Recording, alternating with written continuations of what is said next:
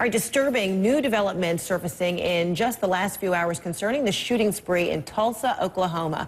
2 men are now under arrest for the shootings of 5 African-American men. 3 of those victims died. Both suspects are white, and today Tulsa authorities are sorting through the suspects' Facebook pages where they are finding racist comments and a personal anniversary. Let's bring in Susan Candiotti. She's following the story in Tulsa. So what have you learned about the suspects and what was going on in their lives? Frederica, some very interesting and, as you indicated, disturbing information about his background.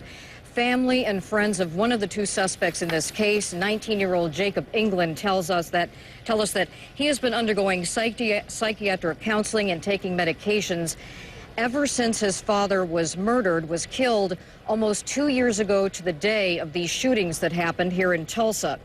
We understand CNN has learned from police, and according to documents as well, and from relatives, that a couple of years ago, England's father was responding to his daughter who was asking for help when her house was being broken into.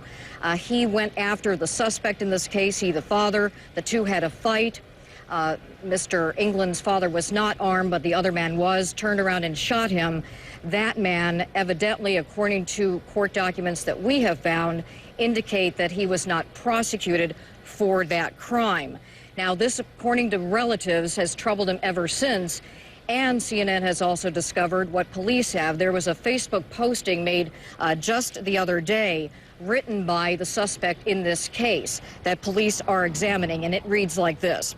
Today is 2 years that my dad has been gone, shot by, and please excuse the language, it's very sensitive, shot by a fucking nigger. It's hard not to go off between that and Sharon.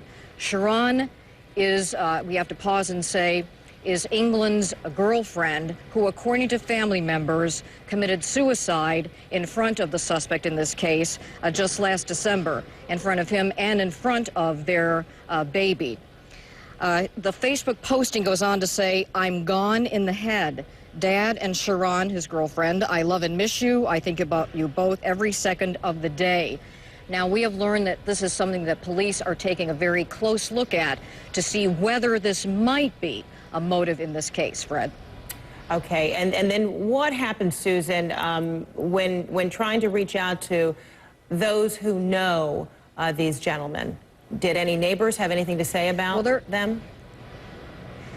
Yes, everyone is trying to make some sense of this. A woman who lives across the street who has known the family since they were children said that she can't get over what happened. She said that she heard some gunshots fired there the night of the shootings over at the house where he was living, and heard some disturbances the other night, but said she finds it hard to fathom this arrest. Listen. He's just a nice young man. I can't even imagine him in this. Now, drugs, yes, but a killing, I can't imagine it. Not Jake. Now, again, police are trying to figure out more about the suspect in this case. Certainly, the community is very relieved that 2 people have been arrested, and we expect a news conference in just a couple of hours. Fred? All right, Susan Candiotti in Tulsa. We apologize to our viewers for such profanities being used on our air. And we'll be right back with much more in the newsroom.